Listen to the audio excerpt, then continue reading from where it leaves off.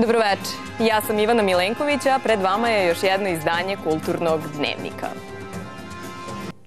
U emisiji, između ostalog, gledat ćete prva knjiga Vuka Stefanovića Karadžića. Mala prostonarodna slaveno-serbska pesnarica objavljena je u Beču 1814. godine.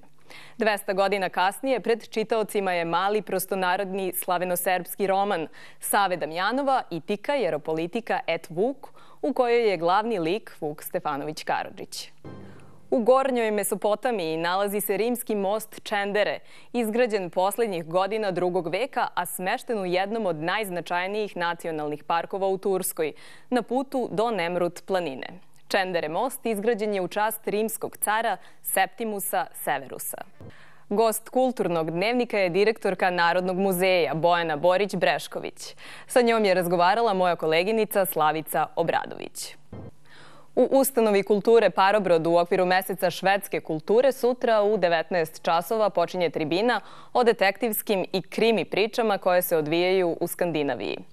O nordijskom noaru govore scenarista Dimitrije Vojnov, reditelj Darijan Mihajlović i psihološkinja Marija Čanković. Gledali ste Kulturni, sledi Sportski dnevnik.